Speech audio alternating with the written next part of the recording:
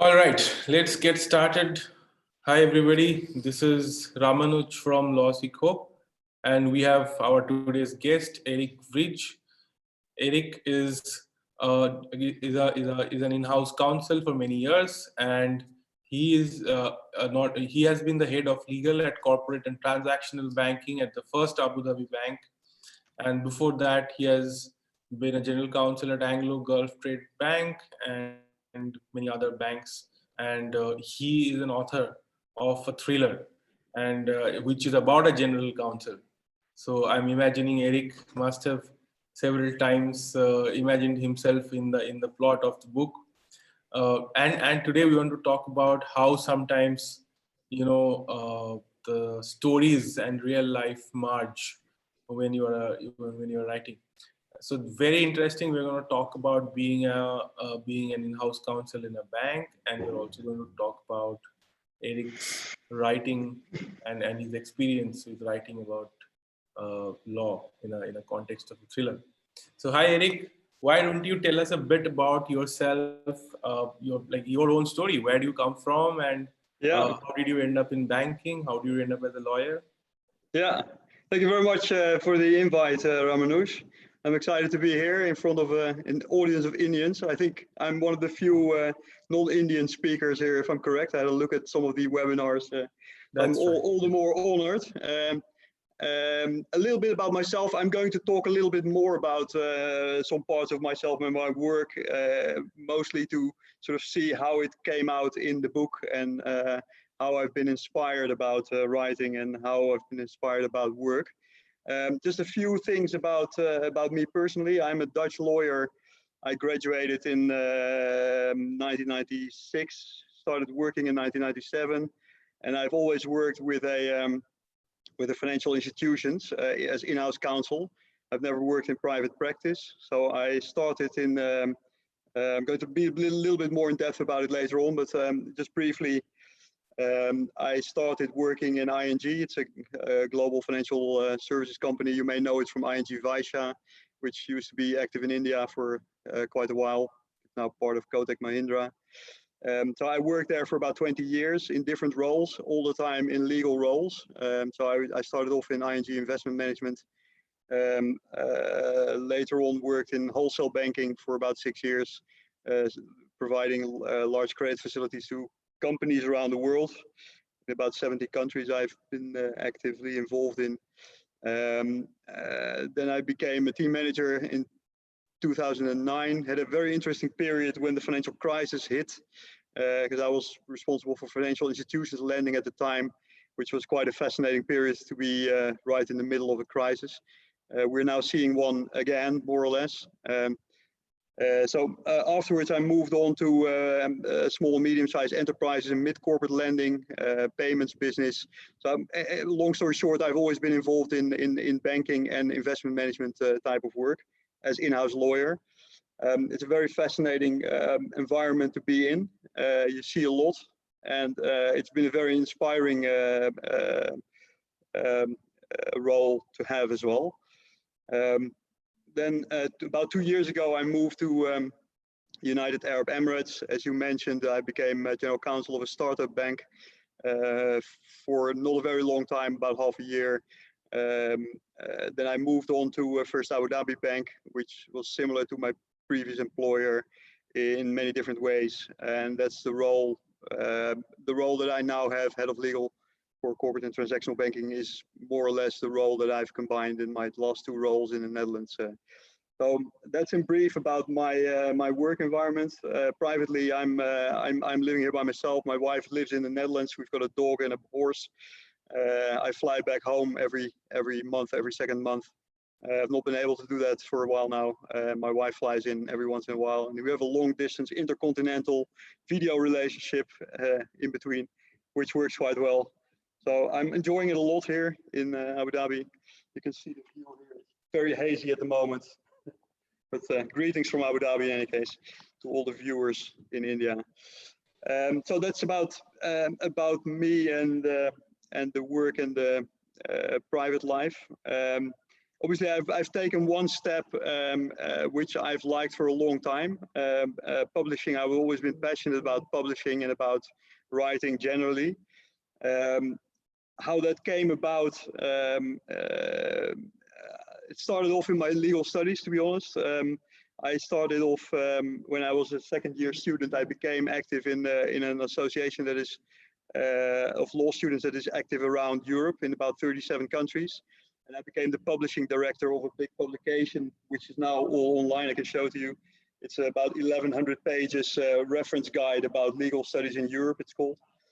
And it was a very big project where I was sort of the editor-in-chief. I had to compile all kinds of information about law studies in I think about 150 universities in 37 countries of Europe. So it was a big project to collect all kinds of information that was relevant for law students and young lawyers that wanted to study abroad. Nowadays, this information is all online, basically. At the time, the internet just came up. This is 1997, I'm talking. There wasn't much internet at the time, so all of it was published in books. And this is one book where we compiled a whole lot. So I became passionate about publishing. I love to see the book. It's like your own little baby once it's published. It was published by 10 large law publishers from 10 different countries. Let's say leading law publishers in those countries. Later on, for the same organization, I became active in setting up a law journal, which was published around Europe. Selected papers on European law, it was called. So I like publishing a lot, and silently I started developing an ambition to write something more fictional. To sort of, obviously, you've got the great people like John Grisham out there that have sold, believe it or not, over 300 million books. That's not necessarily my ambition, but I thought, why not try to write something fictional? You know, I mean, the financial services industry is quite a good source of inspiration for, let's say, big money, nice locations. There's a lot going on there, and I was also having my share of interesting work in the various roles that I had. So now this took a while to develop this plan. So I was first active in the investment management business. That is a good source of inspiration as well by itself. To give you one flavor, because I'm going to tell you a little bit about some sources of inspiration. Basically, there are three broad categories of inspiration that I got. What I wanted to do is my ambition was to write something which was interesting, like an interesting backdrop. What I did not like is going to a bookstore and not finding what I wanted to read myself. I'm not a big reader, but I do like certain books, particularly fiction kind of books, combinations of fact and fiction. And I thought by myself, why not write something that has an interesting setting, it's an interesting backdrop. And then I would like it to have an entertaining storyline, at the same time thrilling. So a good source of inspiration, what I like is James Bond generally. He's got a lot of good humor combined with glamorous locations and a thrill. And that's what I really enjoy. And what is missing to my view is the interesting backdrop. And that's where I thought, let's try to write something which is set in the future and which is close enough to make everyone imagine that it's going to be part of your life one day.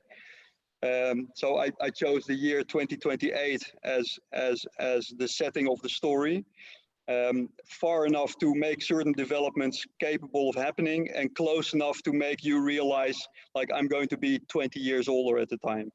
So I wrote this book between 2003 and 2013. It took me 10 years. And the story was set about 20 years later. So everyone could imagine, every reader could imagine sort of what his or her life would look like 20 years later, hopefully. So what I try to do is to extrapolate all kinds of trends that I saw in the legal industry and to put that in the near future and to show the audience, the readers, what it looks like.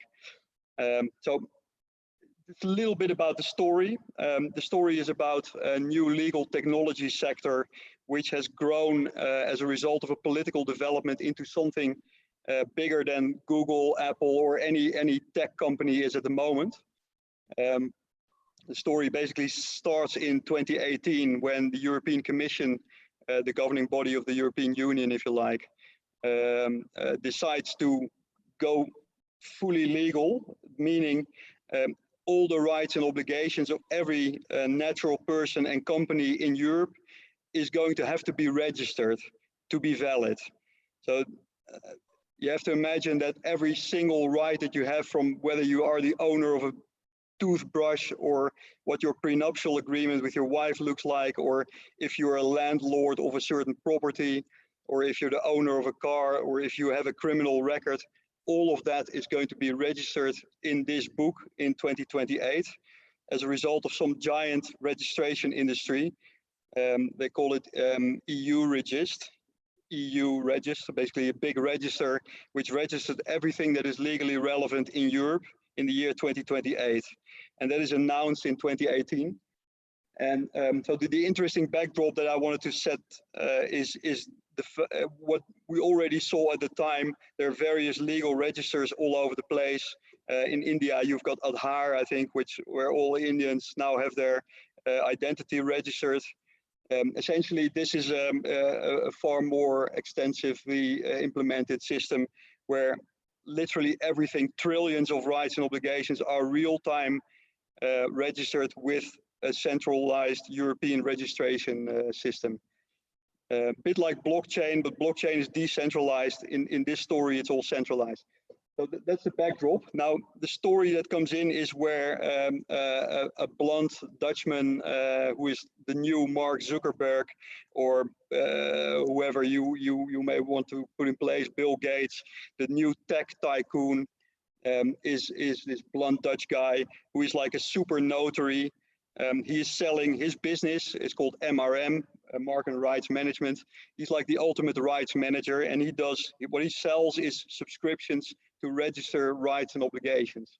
So you have to imagine if you're a Ramanuj and you buy a subscription, just like your phone subscription, from this company, and that subscription entitles you to register, let's say, 500 groceries, 50 family rights mutations, and all kinds of other registrations, legal registrations. And this company does it all for you, because if you don't do it, you basically don't have those rights. So essentially, this is the business of the main character. Right. Very interesting idea. So that's a bit of the backdrop. Now, this guy is a blonde Dutchman. He's like I try to put the characters in a bit caricatural way, a bit over the top. It has to be funny as well. This guy is in every possible way a blonde Dutch guy who basically confirms every prejudice you might have about them. Now, that's not only about the Dutch people. I think the funny thing, I see Subramanian. He is actually one of the people that read the book recently. He told me the Dutch people don't come out very well in the story. He's probably right, but it's not the only nationality in the book that quite badly in a way. And I try to exaggerate the characters a little bit. So essentially. So this guy is the big boss, if you like. Now, the big boss is assisted by a general counsel, and the general counsel is, again, also confirming some of the prejudices. He's one of the lawyers that studied in, let's say, the Oxford of the Netherlands. He's a bit of a posh guy. He's a very decent guy. He has difficulty being a cowboy, and he has to sort of manage his boss from time to time, which is sort of some of the elements are, I don't want to say this is taken from real life, but you do see similarities in my role if I look back at 22 years. But it's quite interesting. Now, so the story then, long story short, the storyline is that this company has become the #1 tech company in the world, but it's going to be threatened by a new development, which is the fact that the United States is opening up for the same kind of market. So in order to survive, he has a very thin margin type of business. So he needs to have economies of scale. And if the United States is going to open up as well, basically setting up the same type of system, being a giant market, he needs to conquer that market in order to keep the economies of scale, because he's either a big winner or he's bankrupt essentially. So the story is set in the last 2 weeks before he needs to make an acquisition that can put him on the map in the US. Otherwise, he will not be capable of surviving. So the story, let's say the thrilling element, there's a bit of time pressure. He needs to make this acquisition. And the board of his company consists of, again, caricature type of people from all kind of different nationalities in Europe, but also in Dubai, where they have rights management businesses. And there's a bit of a clash in the boardroom, which is always, I think, typically a good theme to work on.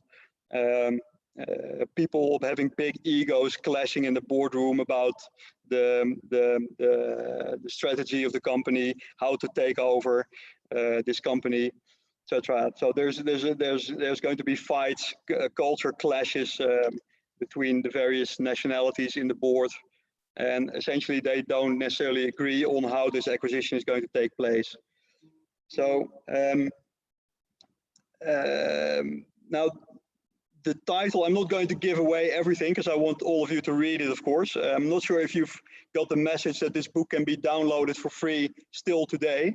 I had a special action on Amazon sites, so you can in Amazon India they can download it.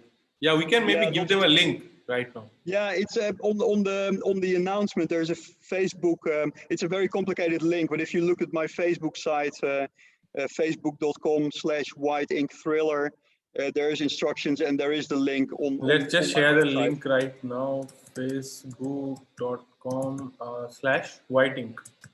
White Ink Thriller, one word. It was basically on the flyer that you probably circulated. Yeah, I'm just trying to get the spelling right. WHITEINK, then thriller, right? Yeah. Thriller, and after that, that's it. Yeah, facebook.com/whiteinkthriller, and that's it. Have I got this right? Sorry, you would see my Facebook site of the book. Yeah, is the link correct, or did I get the spelling wrong? It's on the chat. Right, sorry, let me have a look. Is it INK or INC? Yeah, this is the one. Yeah, that's right. Yeah, perfect. Okay, I'll share this on YouTube also. Just excellent. Thanks very much, Jonas. So, so this is the story. Broadly goes that the question is, will the acquisition happen? Yes or no? That's and it's going to depend on something that has that was actually based on my own experience. It's actually the title. The title for the book, White Ink, is basically a joke that I once made in my legal practice about a contract with clauses written in white ink. So you would basically be unable to see what's there. Now, I'm not going to tell you the whole background of that, but essentially in this new sector of technology, that principle is going to play a bit of a role in the story. And it's actually a nice example of where you see that technology can solve a lot. That's the hopeful message that I want to convey. It can solve a lot, but there's also dangers involved in it, in the use of it, and this is one of them. I'm probably not going to tell you more because I want everyone to read it, of course. Yes. So it ends well, to give you one thing away. Well. It ends with hope. Okay. So, yeah, Erik, I have one question though. Like, how did you decide that this is going to be the story? And did you decide the end of the story before you started? No, it's you know, this is a very long process, and if you ask me, it took me 10 years to write this. You know, it started off somewhere. I can't actually remember, except for a number of things. I cannot remember when I came up with some part of the idea. Basically, what I wanted to do is I wanted to write something about an interesting setting like tax havens. I put the island, an island in a very touristy spot in the Netherlands on the cover. This is a photo I took myself from a plane I rented. Some elements of the story and I had from day one, but if you speak with writers, you'll hear different stories about how they develop a story. In my case, it grew. I literally write on different chapters at the same time. And at some point I have to stick them all together. And then it turns out that it's sort of difficult to stick them together. So a lot of time you actually spend on sort of making everything fit together. Some writers build a whole skeleton of stories and what the key message is and how it sort of follows from one another. I don't necessarily do that. I have a broad idea of what the story needs to look like. And then I'm going to sort of just let the inspiration flow and sort of write some chapters to only realize later on that it fits in well or it doesn't. So I've killed a few chapters as well along the way. And it's usually something that I picked up from the news, or a quote that I liked at work, or some story I read which I think is suitable to be used in the story. There are interesting examples of, like, I've got quite a few people. I used names of people, colleagues in the book, but not necessarily the first and the surname together, but rather like a combination. I've used quite a few quotes that made me laugh at some point, either at work or outside of work. But there are quite a few in terms of legal inspiration. There's different things, you know, the setting of the story. I wanted to sort of picture this Europe, what I think it could be like, and what I've already seen happening, except that it's politically unviable. What I've drawn in the book. Some developments you see taking off faster. Other developments you don't see. Like registration, you see a lot of. You're probably a great story yourself in India with Aadhaar. In Estonia, they've got like a digital identity for every citizen. Here in the United Arab Emirates, they have a Emirates ID to which a lot of registrations are connected. There's registers for mortgages, for security rights, for all kinds of different things. And in my story, what I've done is I said, you know, all of these registration systems are going to be replaced by one giant super registration system that is 10 times more sophisticated and centralizes the whole lot, which means that a lot of administrative costs are going to be saved, basically. So the setting is has been one piece of legal inspiration, if you like. The lawyer in the story, he's confirming a few prejudices. He's negotiating contracts. They're obviously dealing with an acquisition, where you will see that I've used the inspiration for my banking practice about acquisition finance, how that's going to be done, and what sort of things they're negotiating. Except that it's done in a setting where, for example, to give you one example, in banking contracts and also other contracts, you will see that there are a lot of representations and warranties given by one party to another. What you don't always know is if they're correct or not. You can't necessarily check it, and you have to rely on the other party to actually tell you that they are true or not true, which is of course a moral hazard, because if they don't tell you, you will simply not know. You have to find out. But this is one thing that I found out again from the financial crisis 10 years ago, is no surprise, to be honest. If you have all of these contracts, sometimes 100, 200 pages, do you actually expect that the counterparty, your borrower or some guarantor or whatever, is going to inform you if there's a breach of these contracts? I've seen plenty of examples where you basically don't get that information. So the value of these contracts is as much as the party that needs to promise these things, unless there is a trusted third party, being a registration system, that is going to tell you that there is a breach. Which in this book, you will see that there are automated registration systems that will inform you about whether or not certain things are legally true or not, because they're all registered. So that's one advantage that you'll see in the system. So I have a question, Erik. yeah. Would you say that if somebody read the book, they would get to learn quite a few legal concepts about banking law? Is that correct?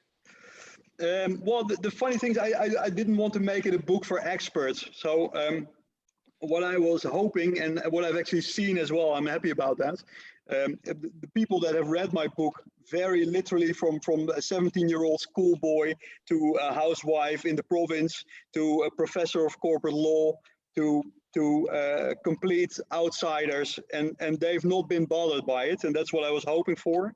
So it's not written in a technical way, it just, I didn't want to make this whole setting too dominant in the story, but if you pay attention to it, my intention was to sort of make it an interesting read for people that are knowledgeable, but not to make it sort of disturbing for those that are not necessarily aware or don't really care about this whole setting, So it just needs to be a fun, thrilling story as well at the same time. So. But yeah, they'll end up, getting interested in law and getting interested in some of the legal issues after. Maybe. I do hope so, yeah.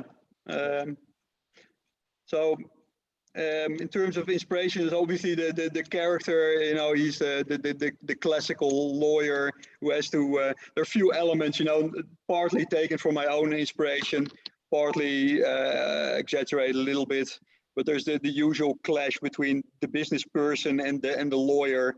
As a lawyer, for example, in a bank or in any company, you typically have a hybrid role between being a risk manager. You need to make sure that the law is abided by, that your contracts are reflecting properly what you are agreeing on, that you are not taking on too much risk unless it is clearly accepted, etc.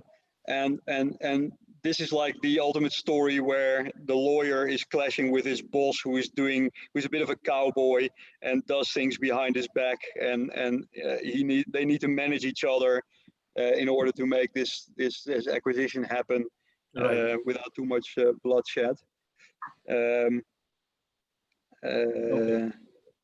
So this is about the story, and about maybe to turn to some of the inspiration that I had. Yeah, sure. Now, in fact, before that, I wanted to ask you, how did you find time? Because lawyers are pretty busy and infamous for being busy in banks. So when did you? Well, this is why it took me 10 years, basically. I started off in 2003, and this is when I was completely unexperienced with fiction writing, if you like. I've written some articles, some legal articles, and some magazine articles for lawyers magazines and some other stuff, but not fiction. And that's a whole art in itself. And as you said, I wasn't sort of the lawyer in private practice working 13 hours a day, but still I was commuting, and I probably spent about 11 hours at work, including commuting. So what I actually did, and that's one of the funny things, is that I wrote half of the book on my phone during commuting from and to work. So when I was sitting in the tram, I was using my phone, let's say Nokia M997 and Sony Ericsson P9090. I'm not sure if this is before your time. If you're old enough, you may realize that phones at the time were very slow. I had this phone. I had to, like, after 100 characters, not words but characters, I had to save the file and open up a new file because it was getting too slow. So you can only imagine why it took me 10 years to write a book like this, if you have to sort of make a new chapter every 100 characters and then glue it all together, and it still has to make sense. So so it took me about 7 years before it started being relatively complete. And until that time, I'd never really thought about sort of publishing it. I thought, let's see if the story gets well developed. I had no intention or real ambition at that time to sort of think about how it was going to be published later on. I first wanted to have the story done. So after about 7 years, I thought by myself, I've spent so much time now, I probably better go and try to get it published, because otherwise it's such a waste of time. I could do it myself, but it probably worthwhile to sort of make sure that someone is actually going to read it. So I started buying books about writing, and I took a course from let's say the leading agency for authors in the Netherlands. A course called Making Your Literary Debut. And then I started discovering that I did all kinds of things wrong, basically. I've been spending 7 years doing all kinds of things that I was not supposed to do. And I had wasted a lot of time essentially on not writing properly and whatever, making the basic beginner's mistakes. So again, it took me a lot of time to correct some of that. And then after about 8 or 9 years, I had story more or less finished, and then you get to the point where you want to get it published, and then you find out also when reading about it is that the statistics are very much against you. So in the Netherlands, we don't have 1.5 billion people like in India. We still have 15 million people at the time, and the statistics of that are that apparently there's about 1 million people who want to write a book, never really finish it, and there's about a chance, like out of the manuscripts that are submitted to publishers, this is finished manuscripts, not something half finished or whatever. Finished manuscripts, there's about 3 out of 1,000 that are published. So the odds were pretty much against me. And so after that course that I attended, I thought, you know, it would probably increase my chances because this literary agency was the only substantial one in the Netherlands, and they had great contacts. And statistically, having done that course, about 25% of all the people that graduated from their 3-day course got published.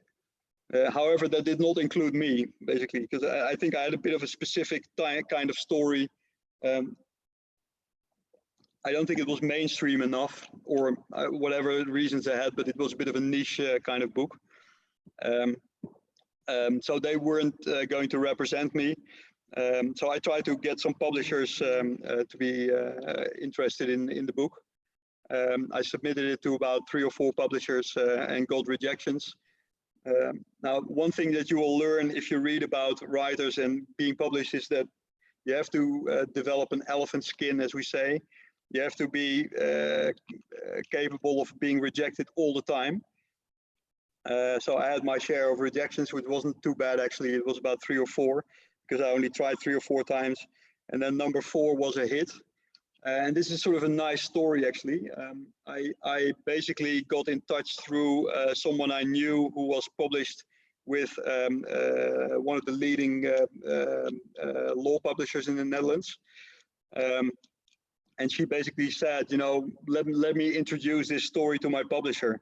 And I thought by myself, this guy is never going to be interested. I mean, they're a law publisher. They don't publish fiction.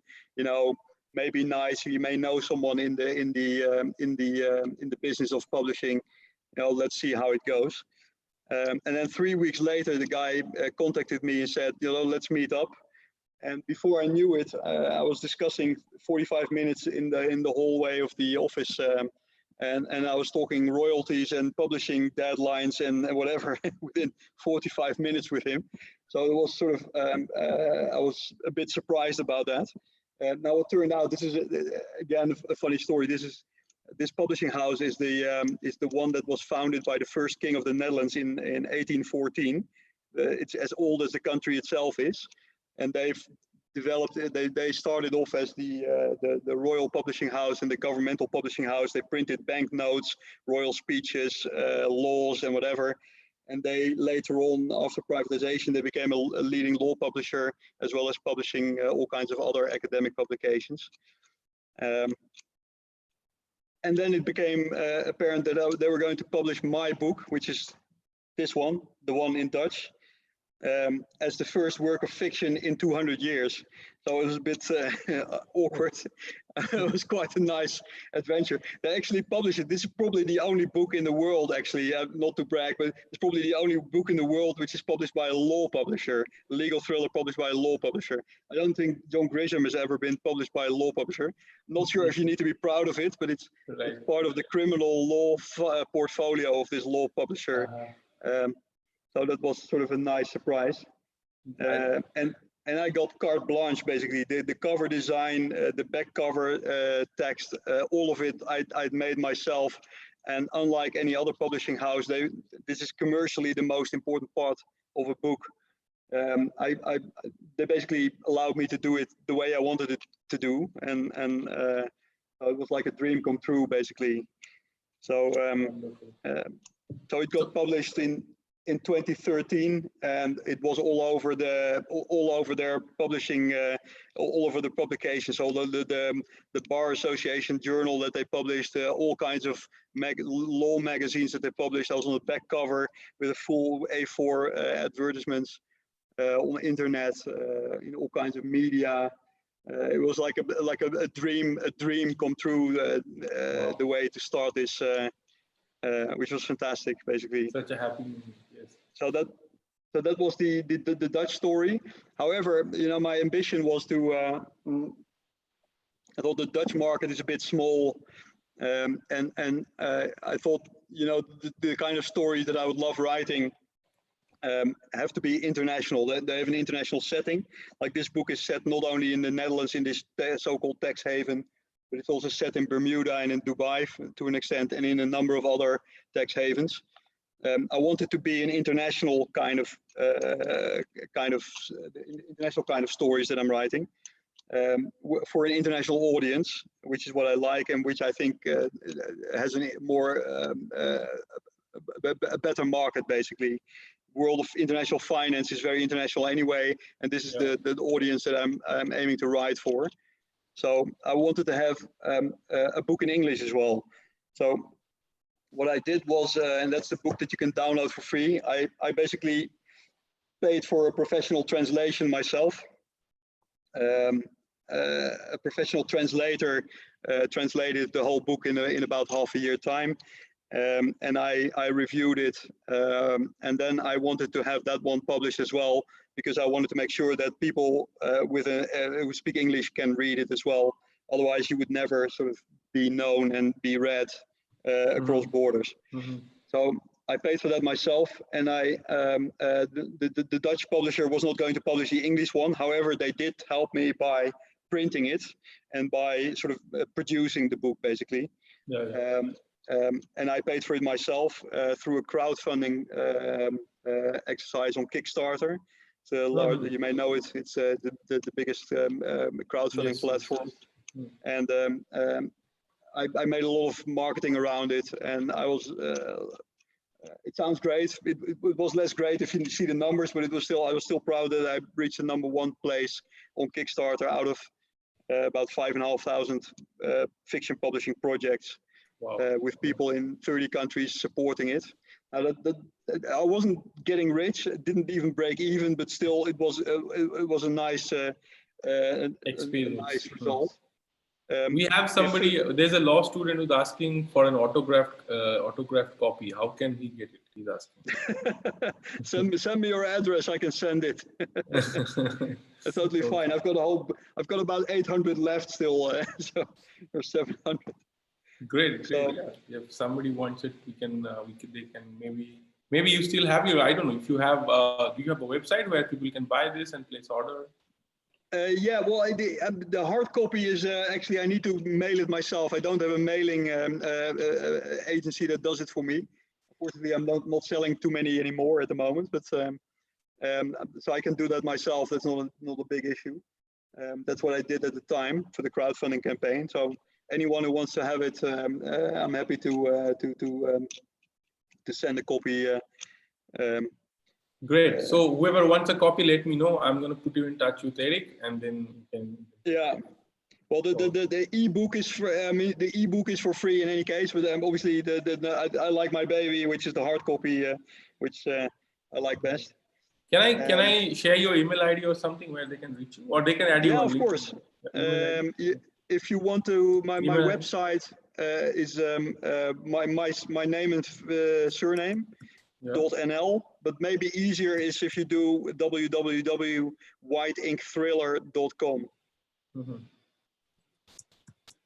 I can also type it if you want. So ERIKVRIJ. Yeah, that's the one. .nl and then White Ink Thriller. Exactly. Yeah. I'm going to share this on YouTube also, so whoever is watching on YouTube can. Okay. So so anyway, anybody who wants can actually read the book. It's there on. Like, we have already shared how to download it from the Facebook.com page, White Ink Thriller, and you can still get access to it if you want a hard copy. Then go to whiteinkthriller.com. Okay, great. So Erik, were you saying something? Yeah, I'm just thinking if there is a lot more to say. Maybe just to finish it off. So the English edition came out. The nice part, I'd never experienced. Obviously everyone is interested in social media and how successful things get and how much attention you get. The Kickstarter campaign, that was the first time when I really saw something going viral. There was it was shared. The usual number of shares that I had on my Facebook page was probably as much as like 3 or 4, and this one had 1,500 in 3 weeks time. So it was and it was shares, not likes, but shares. I was thinking who is sharing this? It was quite a lot of media attention I got from it on my on the company's website. It was actually I got more hits than the CEO got for his news pages, which was nice. And I made it to the national newspaper on a Saturday edition. But there were quite a lot of nice things. I actually was I sent it to you in an Indian magazine, Laws magazine it's called, in 2015 as well. Anyway, so it's nice to sort of see where it starts. I don't necessarily have an ambition to become famous or whatever, but it's nice to just entertain a group of like-minded people.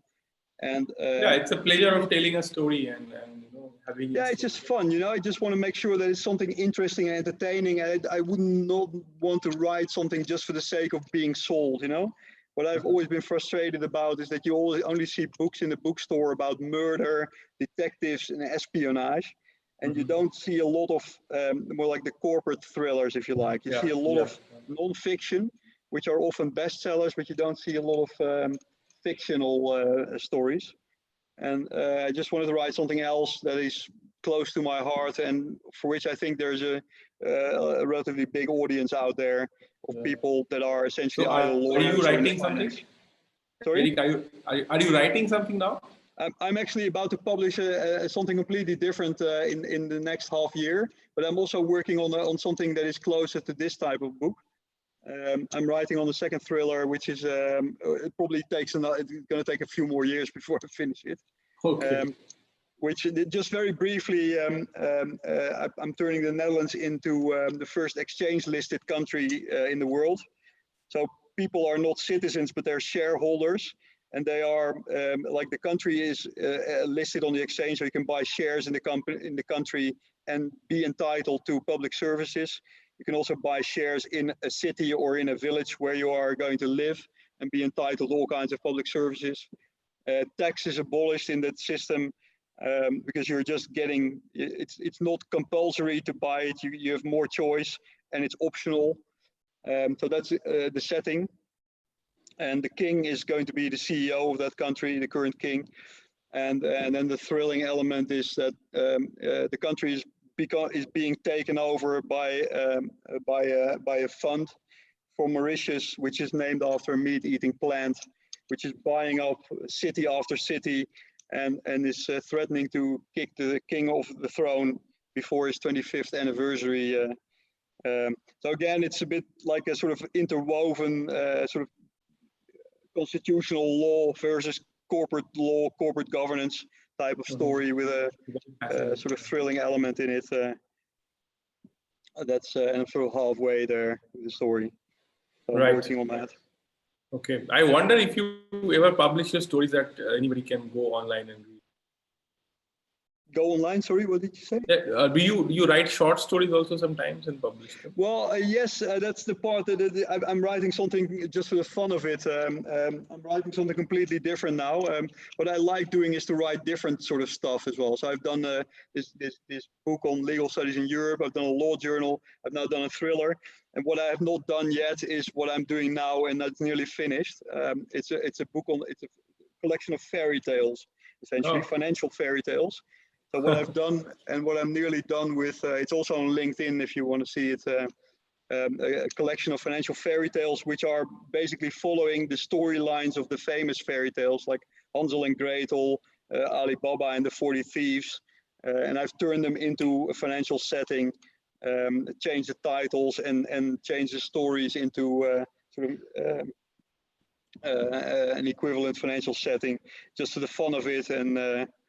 And where can one read this? You can. I've only announced it once now. I'm going to probably kickstart it. But if you go to my LinkedIn page, I've got one article written which introduces that story. So if you see my LinkedIn page, there's one article. I don't have the link right now, but you probably find it if you link with me. I think it's public actually, the article. You might see that. Now, that is a bit more for people in the financial industry, but I think anyone will probably recognize the titles. But just to give you one example, you've got Aladdin and the Magic Lamp. I've made it into Alalim Bank and the Magic app. So you swipe your phone screen, and then Lila, Oriental, let's say, app comes being projected on the wall, and she grants 3 financial wishes that are all going to come true. And essentially it's sort of a modern day equivalent of the magic lamp that you rub and the ghost comes out of it. It's a bit like all of these apps, like from Apple. You've got Eliza, I think, from Amazon, and Siri from Apple. And this is Lila, and the Lila app grants you 3 financial wishes. And that's what the story is built around. And I've got like about 20 different fairy tales like that written, just for the fun of it. Very interesting. This is very interesting. So these are my next. Okay, so I think quite a few of us here still want to know a little bit about your work as a counsel. Why you got interested about that? Yeah. So any specific questions, or just generally? Yeah, if you can tell us, like, I think there are some students here, and you can tell them about what do counsels in banks actually do. Yeah.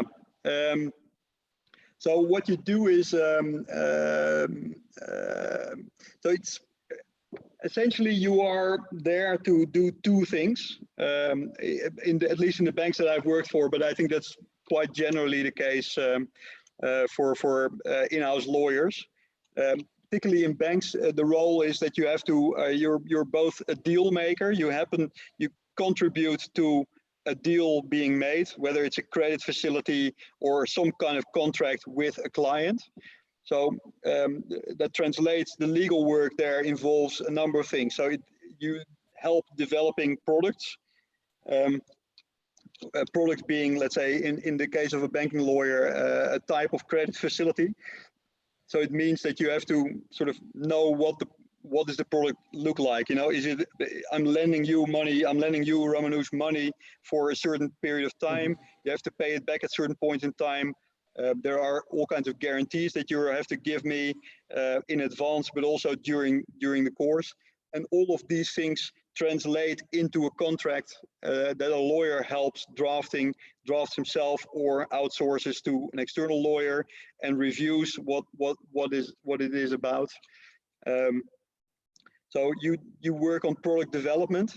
Now, once a product has been developed and it's, let's say, lying on the shelf of the bank, and it's there to be provided to different clients, you help negotiating these contracts if they are not standard. So sometimes they're standard and every client just can sign at the dotted line, otherwise the product is not offered. However, if you are in corporate banking like I am, you typically deal with clients that are also larger clients, and they are negotiating contracts, and you can't just tell them in all cases that they have to sign at the dotted line. So they come up with all kinds of things that they are negotiating, and you have to translate that into a different contractual clause, if you like. Different clauses, you have to amend the contracts. So this is contractual work.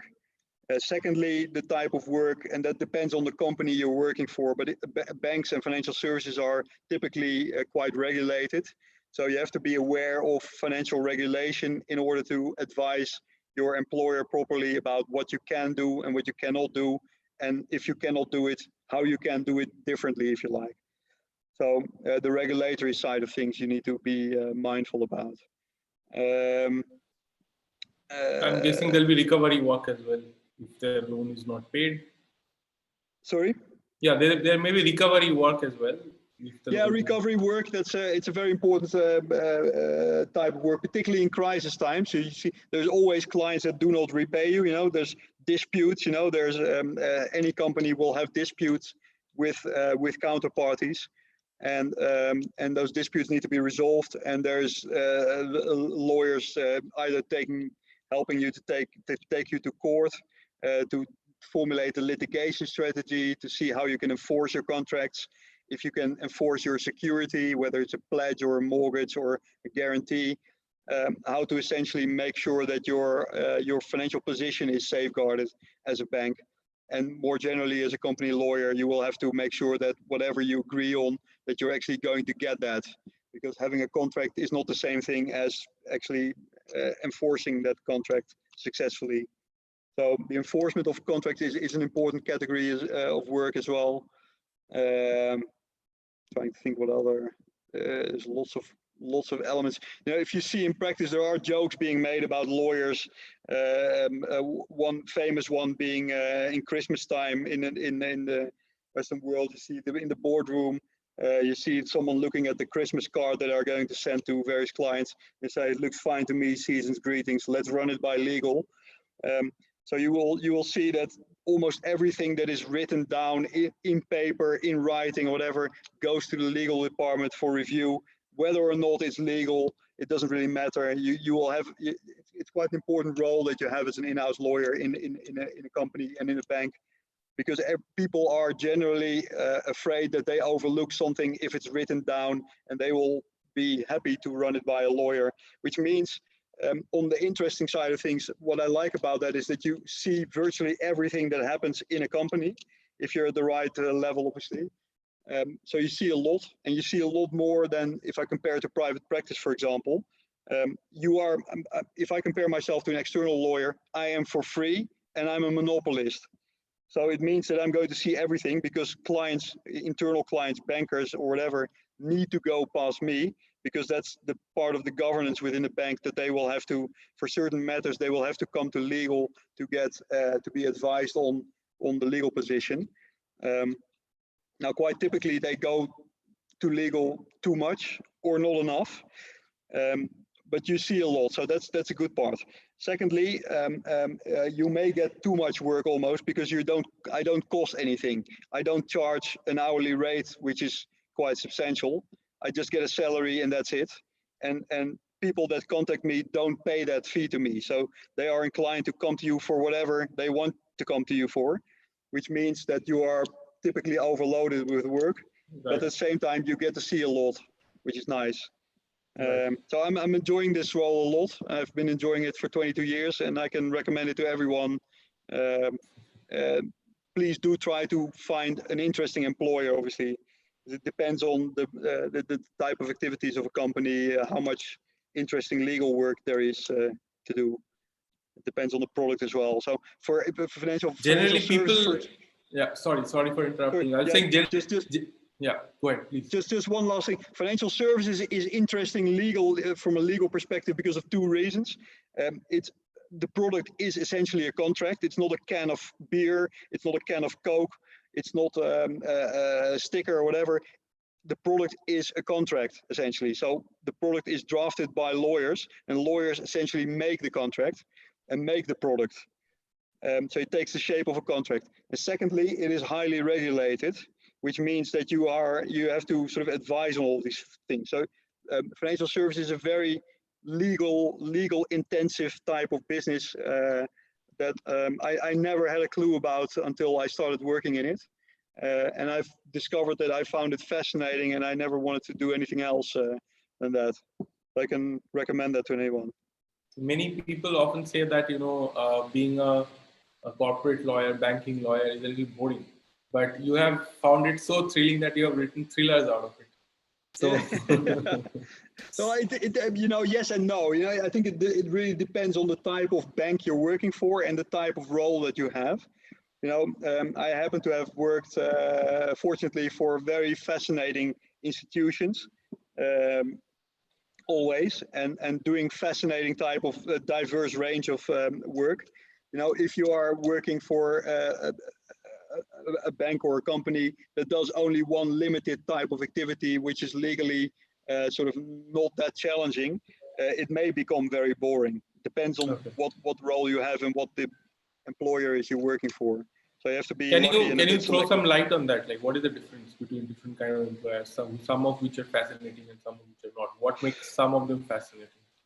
Well, I think if I speak for myself, but I think it will be more generally true, is that I'm a bit of, it depends what kind of lawyer you are. I sometimes look at different lawyers in a different way. You've got the litigation lawyers that like to go to court, that enjoy disputes, fighting with each other in court.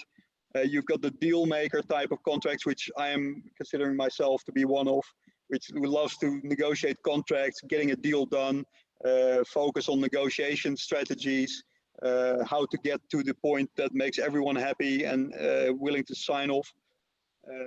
You've got the regulatory lawyers who are very much looking forward to sort of dealing with complex legal regulation about certain things, and if you find a role that combines the parts, the type of work that fits you, in my case, I've always worked in a transactional type of role, and that suits me well.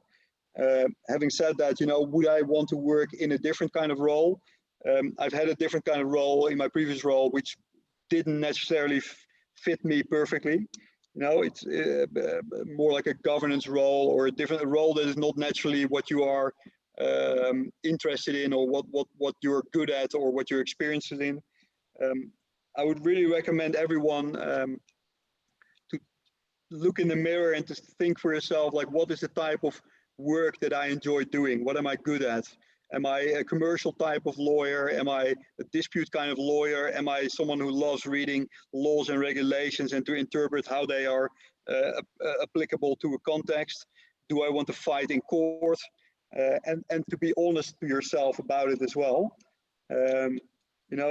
People have this ideal of, I had the same ideal of going to court, wearing the nice black gown, which I did for a while, but it wasn't my cup of tea. I come from a lawyer's family. My father was a judge. My sister was a lawyer. They went to court. They wore the gown. I started off in ING actually as an in-house lawyer, attorney at law, but it wasn't my cup of tea. I wasn't sort of the kind of lawyer that does these things and enjoys it or is necessarily good at it. So don't necessarily follow the status ideals or whatever, and just look at what you're actually good at doing and what suits you best. And it may take a while to realize that what you're good at and to live up to it. And then finding the right role, obviously that's a marketing matter as well.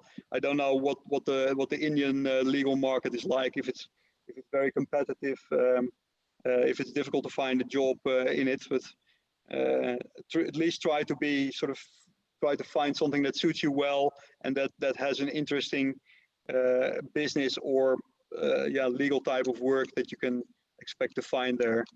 So there are fascinating law firms, there are fascinating companies to be part of. It doesn't necessarily mean that you are going to do the funky, interesting stuff in it. Getting in there is one thing. You may be lucky enough to, once you're in, to move to the right type of role. I've always noticed that if you are enthusiastic, at least that's how it worked for me. If you're enthusiastic about something and there is work to be done in that area, I've discovered that it's been possible to find a way into that work. In my case, it came quite naturally that I did the type of work that I was relatively good at and that I enjoyed doing, which enabled me to do more stuff if there wasn't anyone else doing it. So, and I think it will work like that in every type of role, except that you have to be lucky. You know, if the work that suits you is not to be found in the employer where you are, probably best to look for another employer if you can, rather than to sort of stay where you are and not enjoy it. Got it. Got it. That's great, Erik. Let's see if anybody wants to ask any question. It's already 8:05. Anybody here who wants to ask a question personally to Erik, I can unmute you. You can ask a question. In the meantime, Shashwat asking, how do you decide that a particular work should be done by you or should be outsourced? Interesting question. You will see that typically in every employer, I mean, if you have to outsource something which comes at an expense, you will have to justify that. So the usual justification for outsourcing work to an external lawyer is either you lack the expertise to do it yourself, or you lack the time, or you lack. Quite often, it's either a very specific matter that you are not familiar with. Now, external law firms may have the benefit that they see more work coming from other clients as well. So they may be more specialized. They may have seen more in the market than you may have seen. Sometimes it's a very specific type of expertise that you don't have the people for. So, for example, my team has 6 lawyers, and we're all sort of relatively experienced in the particular type of banking. But there are certain areas of banking practice or foreign jurisdictions that you are not familiar with, or less familiar with, where you want to double check something. Or if it's a big chunk of work and you don't have enough lawyers to basically do it, because there's too little time, then you outsource as well. But usually either a lack of time or a lack of expertise or foreign jurisdictional work, which is again sort of a type of expertise deficiency. Great. So thank you so much, Erik. I don't see any other questions at the moment. Nobody's raising their hands either.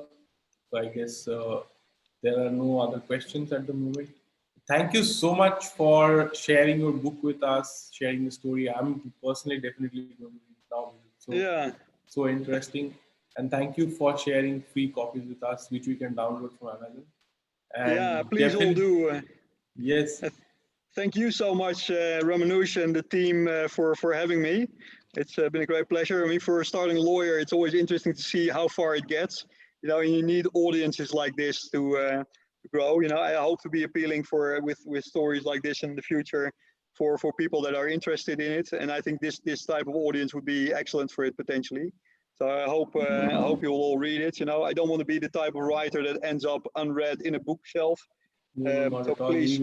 We look forward to more stories from you. There's Sonai who wants to ask a question. I'll unmute him. Good. Sonai, you want to ask a question? Yeah, Sonai, you are live. You can ask a question. Yeah. Hello, sir. Hello.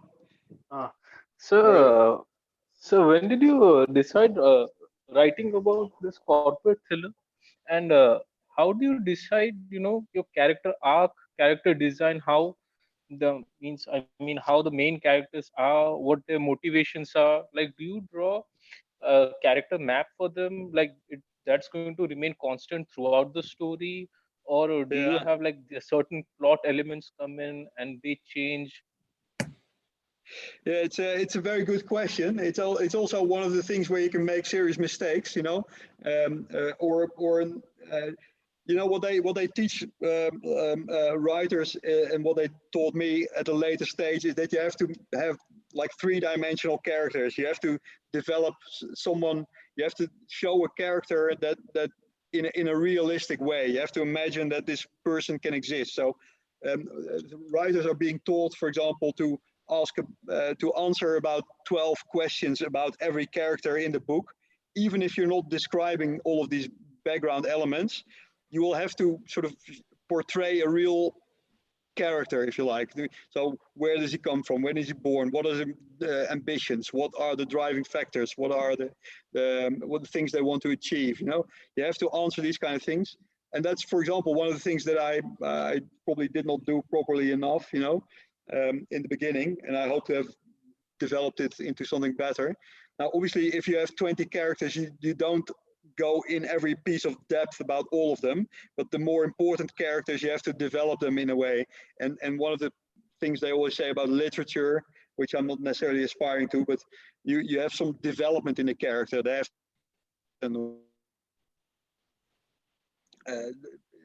have to change during the course of the book, for example. Now, Okay. I basically developed them over time, and I started thinking about them quite late, to be honest. Like, what do I want this general counsel to be like? You know, I wanted it to be funny as well. You know, I told you I made a bit of a caricature out of them, but I wanted to have a mix of someone who is sort of funny to read about, whilst at the same time being relatively realistic to. Otherwise, people they are going to stop reading if they think it's fake or if they're two-dimensional or whatever. So, do you also introduce new places like you know, fictional cities, or like the cities existing cities and new localities? Do you make the whole world itself? Well, Like, it's actually do you make it's actually quite a funny question you're asking. So I've done exactly that in the first chapter even of my book here, because it's set in 2028. There has been a plan by our government in about 10-15 years ago to develop an airport in the sea in front of the coast of the Netherlands in the shape of a tulip. Because obviously the Netherlands is famous for tulips, and they wanted to build an island in the sea in the shape of a tulip. And they also thought about having an airport terminal in the sea, essentially, because there's lots of complaints around the airport about noise, etc. But what I did, I actually developed that island. In the first chapter of the story, you will read about the tulip-shaped island where there is a new terminal of the airport, where the main character arrives on a plane and takes a fast railway to the main terminal that exists already. But actually, I just did just that, what you're telling me now. You may not realize it, but the first chapter is basically in a non-existent part of the Netherlands, a new province. Okay, very interesting. So there's a question Thank from. you, sir. Thank you, Sir. Sona. Thank you, Sona. There's My a pleasure. question from Sona. In Indian context, law firm lawyers earn around 25 to 30% more than their peers working in-house. Is it the same case in your region, which is right now, I guess, Abu Dhabi, Dubai? If yes, did you ever feel that you should work with a firm or start independent practice? Sorry, I'm not sure if I got the first part right. 25% what more? So he's saying that according to him, law firm lawyers earn more money, 25 to 30% more than in-house counsels in India. Working more or earning more? Earning more. Earning more. Okay. I don't think. Well, it depends on the on the bonus and on the salary. I don't think it's 25%. I do think they're earning a little bit more here, but it's not a whole lot. It's certainly. I don't think it's certainly anything close. And I'm not familiar enough with. If you look at the sort of the HR recruitment agencies and what they write about it. I think you do see that they're like maybe 10% higher than in-house roles, but not a lot more. And obviously you have to also see how many hours they make for that, how many hours they work for that more. Yes, correct. Great. So I think this was very informative. Thank you so much, Erik. Hope to have you back on our webinar another time, and with a new book in your hand, of course. Excellent. Thank you so much, Ramanush. Thank you very much again. And I wish you all best of luck in your careers and whatever you do. And keep following the webinars. I think it's a great idea. Thanks, Ramanush. Thank you. And Thank bye, you. everyone. Take care. Happy Everybody reading. have a great evening. Happy reading. All right, Definitely thank you very much. download. Today you have the last chance to download Erik's book for Yeah, free please from do it Amazon. immediately before you forget. Yes. Yes, the white ink. Okay. All right. Thank you, Excellent. everybody. Have a great evening. Thank you very much, guys. Thank you. Bye-bye.